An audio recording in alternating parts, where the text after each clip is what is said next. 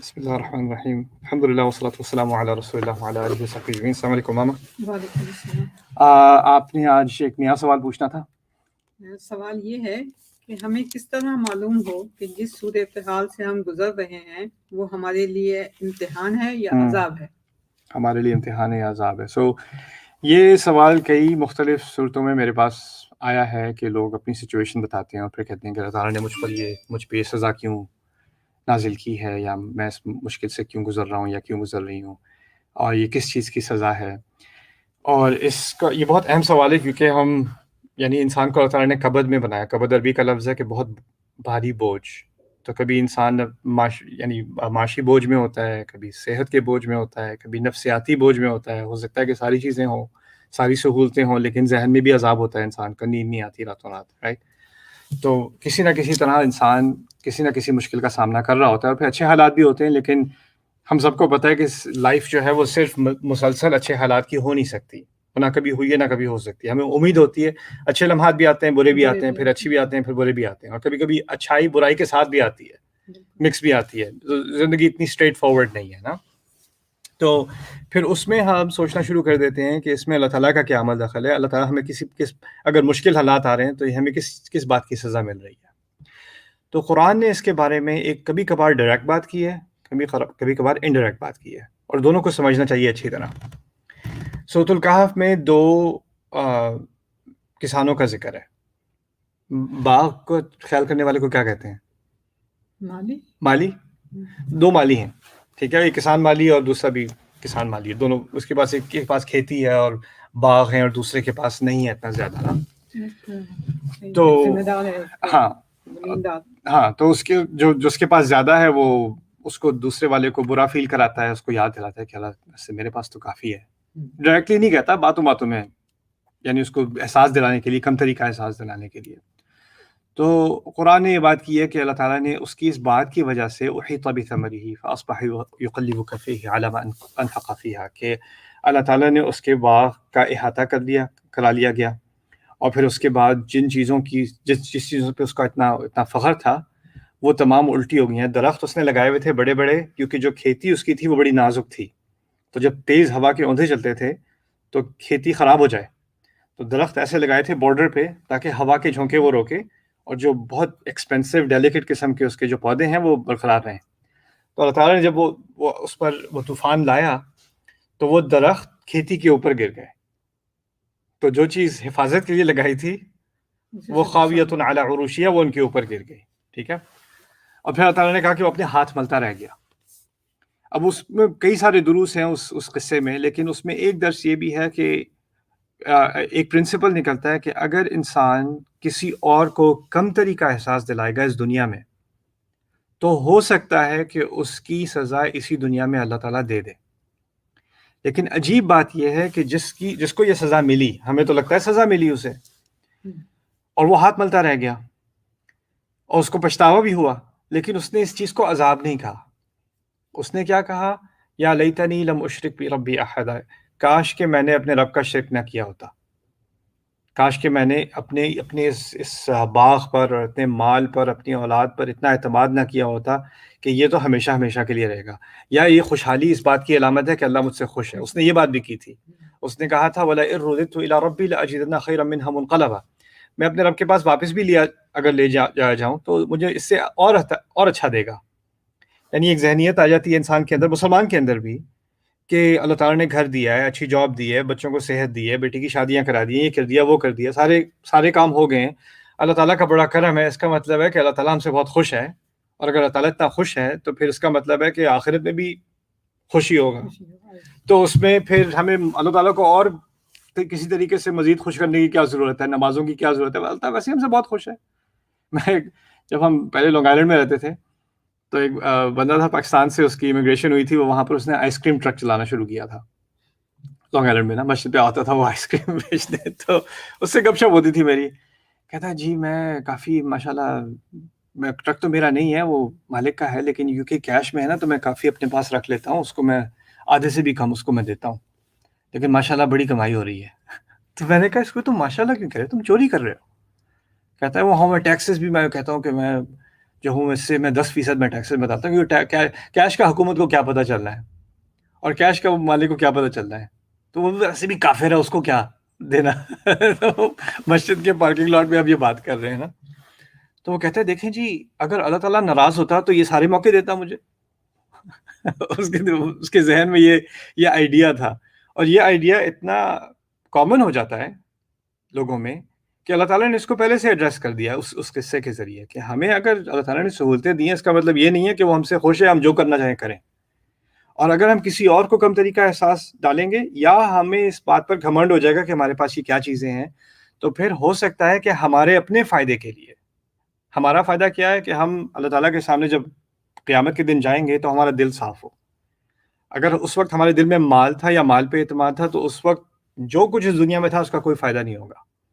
تو ہو سکتا ہے کبھی کبھی اللہ تعالیٰ نقصان دے دے، بہت بڑا نقصان دے دے کہ دل صاف ہو جائے، کیونکہ اصل سرمایہ جو ہمارا ہے وہ ہمارا دل صاف ہونا ہے. تو کبھی کبھی جب انسان کا دل میلا ہو جاتا ہے تو قرآن اس بات کی طرف اشارہ کرتا ہے کہ ہو سکتا ہے کہ بڑی مصیبتیں بھی آ جائیں اور میں اور کوئی اور سمجھے کہ کس چیز کا عذاب مل رہا ہے، لیکن ہو سکتا ہے کہ اس کے ذریعے سے ایک پاکیزگی ہو رہی ہے، ایک گند آ گیا تھا دل کے اوپر. تو ہم اس گندے، اگر وہ مصیبتیں نہیں دیکھنی یا اس طریقے سے دل صاف نہیں کرانا تو ویسے ہی دل کو صاف رکھنا چاہیے، رائٹ. پھر دوسرا، مصیبتوں کے بارے میں قرآن نے ایک عجیب اشارہ کیا ہے کہ جو لوگ عزت دار لوگوں کے بارے میں غلط باتیں پھیلاتے ہیں، ان الذین یرمون المحصنات المؤمنات الغافلات، عائشہ رضی اللہ عنہ کے اسکینڈل کے بارے میں جو انہوں نے ذکر کیا اللہ تعالیٰ نے، اس میں انہوں نے اشارہ کیا کہ جو لوگ اشارے سے بھی عزت دار لوگوں کے بارے میں کچھ بات کرتے ہیں، اور یہ اصل میں کیونکہ ہمارے ہاں ہمارے کلچر میں بہت اچھی چیزیں بھی ہیں اور کبھی بہت بری عادات بھی ہیں. جیسے اگر جائیداد کا مسئلہ ہے، بیٹی کو جائیداد نہیں دینی تو اس کے خلاف کو بات پھیلا دو یا بہو کے خلاف پھیلا دو، اور وہ اس کو کیا نام ہے رسوا کر دیتے ہیں. اور کیسی کیسی ای میلز مجھے آتی ہیں، میں حیران رہ جاتا ہوں یہ ہو کیا ہے دنیا میں اور ہماری دنیا میں. یعنی لوگوں کے بارے میں بدکاری کے الزام لگا دینا یا یہ کر دینا وہ کر دینا، اور اس کے بعد اس کی تو لائف ختم ہو جاتی ہے. یا اس کو اب کیوں دیں گے اس کو کوئی بھی حصہ جائیداد میں، یا اب کیوں دیں گے اس کو کوئی جو اس کا حق تھا یا جو بھی تھا. تو لوگ کسی بھی مقصد سے یہ کریں، یا جیلسی کی وجہ سے کریں یا پیسوں کی وجہ سے کریں یا کسی بھی وجہ سے کریں، یا اگر تہمت ڈائریکٹلی نہ بھی لگائیں انڈائریکٹلی بھی لگا دیں، اگر اشارے سے بھی کہہ دیں، یعنی یہاں تک کہ نظر کے اشارے سے بھی کر دیں، ان کو دیکھو توبہ ایسے بھی کر دیں، تو اللہ تعالیٰ نے ایسے لوگوں کے بارے میں کہا ہے لعنوا فی الدنیا والآخرہ، دنیا اور آخرت میں دونوں میں لعنت کے مستحق ہیں. ان پر لعنت ہوگی دنیا میں اور آخرت میں. کئی سارے گناہ ہیں قرآن میں، چوری کا ذکر ہے، قتل کا ذکر ہے، اور چیزوں کا ذکر ہے، لیکن آپ کو عام طور پر یہ نہیں ملتا کہ اللہ تعالیٰ کہتے ہیں کہ اس کی سزا دنیا اور آخرت دونوں میں دی جائے گی، اور وہ بھی اتنے سخت الفاظ میں کہ لعنوا، کہ ان پر ایسے لوگوں پر لعنت ہو. تو کچھ چیزیں ہیں جس سے انسان پر اس دنیا میں بہت مشکل ٹائم آ سکتے ہیں اس کی اپنی حرکتوں کی وجہ سے. ایسا ہے قرآن میں، اس کا انکار نہیں کیا جا رہا. That's your phone, Ma. It's a busy day. Don't be nervous, okay. It'll probably ring again. It's Papa, so I'll put it on silent. Yeah. All right, could you just pick it up and say Assalamu alaikum, Dad? No. Oh, okay. Okay. تو میں کیا کہہ رہا تھا؟ something about Islam or something. مصیبت کے بارے میں بات ہو رہی تھی، تہمت کے بارے میں بات ہو رہی تھی.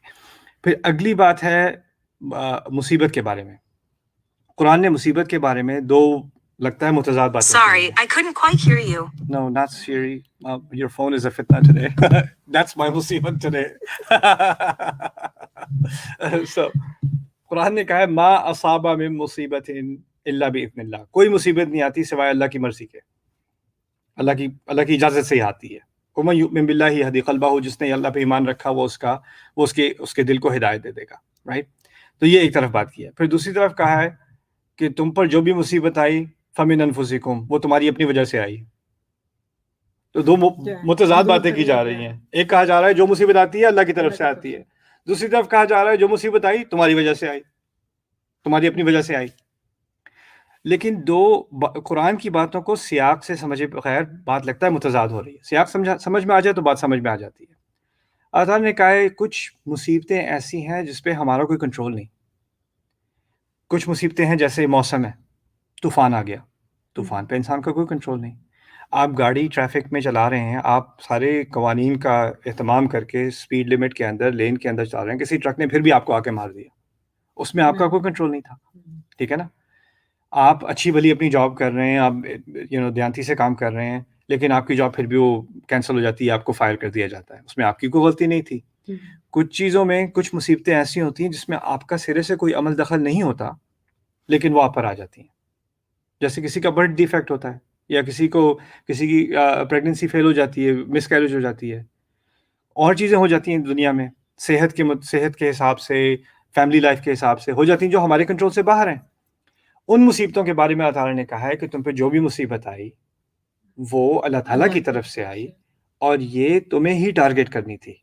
یا اصابہ کا لفظ عربی میں استعمال ہوتا ہے جب تیر ٹارگٹ کو ٹھیک طریقے صحیح موقع پہ لگے, صحیح نشانے پہ لگے. یعنی یہ جو مصیبت آنی تھی یہ کسی اور کو کبھی نہیں آنی تھی, یہ صرف تمہیں ہی آنی تھی, اور اس کو تمہارے لیے خاص ہٹ کرنے کے لیے اللہ تعالیٰ نے بنایا گیا تھا, اور اس سے تمہارے ایمان کا امتحان تھا. وہ ایک درس ہے. دوسری جگہ جو بات ہو رہی ہے وہ یہ ہے کہ جب مسلمانوں نے خود کوئی غلطی کی اور اپنی غلطی کی وجہ سے ان پر مصیبتیں آئیں. جیسے فرض کریں میں اسپیڈ کر رہا ہوں ہائی وے پہ, ابھی ہائی وے کی مثال ہو رہی تھی, میں اسپیڈ کر رہا ہوں, پھر اب ایکسیڈنٹ ہو گیا. اب ایکسیڈنٹ ہو گیا تو پھر میں کہہ رہا ہوں یا اللہ تعالیٰ پتہ نہیں کیا امتحان لے رہا ہے میرا, پتہ نہیں کس چیز کی سزا مل رہی ہے مجھے. یا کوئی روز مٹھائیاں اور ڈونٹس اور چاکلیٹ اور سوڈا اور پیے جا رہا ہے, پھر اس کا جو ہے وہ کولیسٹرول بڑھ گیا, بلڈ شوگر بڑھ گیا, پھر 10 سال بعد جا کے ڈائبٹیز ہو گیا, ہارٹ کنڈیشن ہو گئی. پتہ نہیں اللہ کس چیز کا امتحان لے رہا ہے میرا, پتہ نہیں کس چیز کی سزا مل رہی ہے مجھے. بھائی تمہیں یہ ڈونٹ کھانے کی سزا مل رہی ہے. پھر ان موقعوں پر اللہ تعالیٰ نے کیا بات کہی ہے, جو مصیبت تم پر آئی اس میں تمہارا اپنا ہاتھ ہے, تم دیکھو تو صحیح تم نے کیا کیا ہے. تو ہم کیا کرتے ہیں کہ جن چیزوں میں ہمیں پرسنل رسپانسبلٹی لینی ہوتی ہے, میں نے پڑھائی نہیں کی, میں فیل ہو گیا, میں نے تیاری نہیں کی, میرا انٹرویو اچھا نہیں گیا, اس میں اللہ تعالیٰ کی طرف سے مصیبت لانے کی کیا بات ہے, رائٹ. ہم اس میں اپنی پرسنل رسپانسبلٹی لیتے نہیں ہیں, اور پھر کرتے کیا ہے کہ ہمیں کسی مسٹیریس کوئی بہت ہی نامعلوم سی چیز ہے, پتہ نہیں کیا ہوگی, جس کی سزا ہمیں اللہ تعالیٰ دے رہا ہے, اور پھر ہم اللہ تعالیٰ کے ایمان کی اوڑ میں آ کے خود رسپانسبلٹی, خود ذمہ داری لینے پہ سے انکار کر دیتے ہیں. تو ان دونوں چیزوں کا اللہ تعالیٰ نے ذکر کیا ہے. کچھ چیزوں کا ڈائریکٹلی, اور یہ تو ہم لاجیکل سی بات ہے, جو طالب علم پڑھائی نہیں کرے گا وہ امتحان فیل کرے گا, وہ اللہ تعالیٰ کی طرف سے امتحان, وہ عذاب نہیں ہے, اس نے اپنے آپ کو عذاب میں ڈالا ہے, ٹھیک ہے نا. لیکن اس میں جو شروع میں جو بات کی تھی اس کو بیلنس کرنے کی ضرورت ہے. ایک ہے انگلش میں کہتے ہیں کاز اینڈ افیکٹ, یعنی اگر میں گلاس کو ٹیبل سے پش کروں گا تو وہ نیچے گر کے گرے گا, وہ دنیا کا کاز اینڈ افیکٹ ہے, ٹھیک ہے, وہ لاجیکل سی بات ہے, سمجھ میں آتی ہے. لیکن ایک کاز اور افیکٹ ہے جس کا غیبی دنیا سے تعلق ہے, اور وہ شروع میں ہم نے بات کی تھی. اگر آپ کسی کا دل دکھائیں گے اس کو کمتری کا احساس دلانے کے لیے, تو اس چیز کا غیب میں ایک افیکٹ ہوگا, اور ہو سکتا ہے کہ اس کا افیکٹ بعد میں جا کر ہو کہ آپ کی جاب چلی جائے, ہو سکتا ہے کہ آپ کا بزنس فیل ہو جائے. اس کا آپ کی بزنس انویسٹمنٹ سے تعلق نہیں ہوگا شاید, اس کا آپ کی یعنی آپ کی کوالیفیکیشن سے تعلق نہیں ہوگا, شاید اس چیز کا تعلق کسی روحانی چیز سے, روحانی کرائم سے ہے. وہ کیا ہے کہ آپ نے کسی کا دل دکھایا تھا, اور اس کا اثر یہ نہیں ہے کہ فوراً ہو جائے گا, ہو سکتا ہے 10 سال بعد ہو سکتا ہے 20 سال بعد ہو, اور یہ ایک حقیقت ہے, روحانی حقیقت ہے کہ انسان کی زندگی میں جن چیزوں میں کچھ چیزوں میں اللہ تعالیٰ نے اس کا ذکر کیا ہے, ان میں جو کامن چیز کیا ہے, کسی اور کو تکلیف دینا, کسی اور کا دل دکھانا. کسی اور کا دل دکھاوا تو ہو سکتا ہے اللہ تعالیٰ اسی دنیا میں کوئی نہ کوئی کسی نہ کسی طریقے سے مصیبت میں ڈال دے, لیکن وہ مصیبت بھی اس کو میں پھر بھی اس کو عذاب نہیں کہتا, کیونکہ اوور آل پرنسپل کیا ہے قرآن کا, کہ دنیا کی ساری صورتحال امتحان ہے, اور اگر مشکل امتحان میں ڈالا بھی ہے تو وہ بھی ہمیں سیدھا کرنے کے لیے, وہ بھی عذاب نہیں, عذاب صرف آخرت میں ہی ہے ایکچولی. اور اس عذاب کا اس دنیا کا جو عذاب ہے وہ صرف قوموں پر آتا ہے جب وہ تباہ ہو جاتی ہیں, بالکل برباد ہو جاتی ہیں. تو یہ جو لعنت کی بات کی گئی ہے وہ ہے ایک ایکسیپشن, کہ اگر آپ نے کسی کی عزت کے اوپر, آپ نے کسی کی عزت سے کھیلا ہے آپ نے, اور آپ نے اس کے بارے میں بات کی ہے, تو پھر اللہ تعالیٰ کی طرف سے جو لعنت آ رہی ہے وہ اس دنیا میں بھی ہوتی ہے, وہ اس کی ایکسیپشن ہے, لعنوا فی الدنیا والآخرہ. لیکن باقی ہو سکتا ہے کہ کوئی لاسز ہو جائیں, کوئی مشکل آ جائے انسان پر, لیکن وہ صرف ایک امتحان کا ہی درجہ رکھتی ہیں, وہ عذاب کا درجہ نہیں رکھتی. اس میں آخری بات مام, آخری بات یہ ہے کہ ہمارے ہاں ایک اور ہمارے یہاں نہیں ایکچولی کافی مسلم کلچرز میں اب یہ چیز آ گئی ہے کہ ہمیں بہت بہادری آ گئی ہے اللہ تعالیٰ کے بہاف پہ بات کرنے کی. جیسے کسی کے ہاں جو ہے مس کیریج ہو گئی, اب اس کو تانا دیا جا رہا ہے کسی کی طرف سے کہ یہ جو ہے نا تمہاری جو حرکتیں تھیں پہلے اس کی وجہ سے ہے, یا تم نے جو بدتمیزی کی تھی نا اس وقت اس کی وجہ سے تمہیں اس کی سزا مل رہی ہے. اپنی طرف سے کہنا, یا کہنا یہ اچھا اس کا یہ جو ایکسیڈنٹ ہوا ہے نا یہ پتہ ہے اس نے پچھلے سال کیا تھا, اس کی سزا مل رہی ہے اسے. اچھا جی, آپ کو غیب سے خبر آئی کہ کون سے گناہ کا کی کون سی سزا ہے, اور آپ کو اتنی جرت کہ آپ اللہ تعالیٰ کے غیب کے اعمال پہ اتنا عبور ہے آپ کو کہ آپ نے کسی کے بارے میں کہہ دیا کہ اس عمل کے اس روحانی غلطی کا یا اس عمل کا اصل نتیجہ غیب سے ہو کے یہاں پر یہ آ رہا ہے, ان دونوں کا یہ کنیکشن ہے.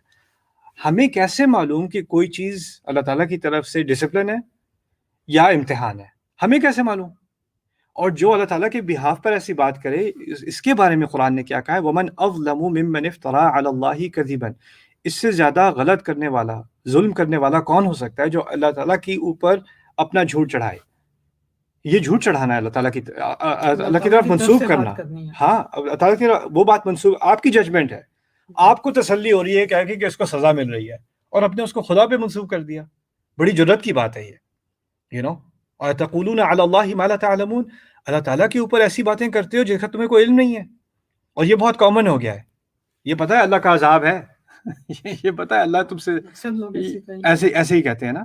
تو یہ چیز سراسر غلط ہے. اور لوگ ہوتا کیا ہے کہ جو سن رہا ہوتا ہے نا یہ بات, وہ اصل میں بات سن کے وہ بھی ماننا شروع کر دیتا ہے کہ شاید یہ صحیح کہہ رہے ہیں, اللہ کا یہ عذاب ہوگا اسی لیے مجھ پہ یہ مصیبت آ رہی ہے. تو یہ جس فتنے میں انسان یہ پڑ جاتا ہے نا کہ شاید مجھ پر اللہ تعالیٰ کا عذاب آ رہا ہے, اس کی اصل جڑ کیا ہوتی ہے؟ کسی نے یہ جاہلی کلام اس سے کہا ہوتا ہے, یہ جاہلانہ بات کسی نے کی ہوتی ہے, اور اس کا اس پہ نفسیاتی اثر ہو جاتا ہے. وہ سمجھنے لگتا ہے کہ, اور یہ پھر شیطان اس پہ وسوسہ آگے کر دیتا ہے کہ یہ واقعی اللہ کی تم پر جو ہے اللہ تعالیٰ تم سے نفرت کرتے ہیں, تم پر لعنت ہے, اس لیے تمہارے ساتھ یہ چیزیں ہو رہی ہیں.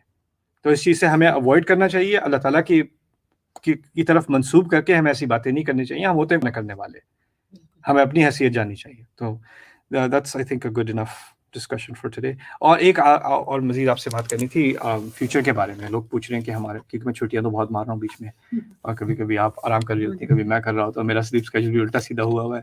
تو خیر, لیکن رمضان کے بعد انشاءاللہ میرا ارادہ یہ ہے کہ پہلے تو میں اردو میں دیکھنا چاہ رہا تھا کہ کیسی انٹرسٹ ہوگی, کتنے لوگ سننا چاہ رہے ہیں. اور پھر ایسی بھی بات ہے کہ کچھ چیزوں میں بہت مختصر سی بات ہوئی اور بہت وضاحت کی ضرورت ہے. اور یہ پلیٹ فارم ایسا ہے نہیں کہ ہم ایک گھنٹے کا پوری دلائل لے کے پوری تشریح کا لیکچر کریں, اس کا مقصد یہ نہیں تھا. تو میں نے فیصلہ یہ کیا انشاءاللہ کہ اب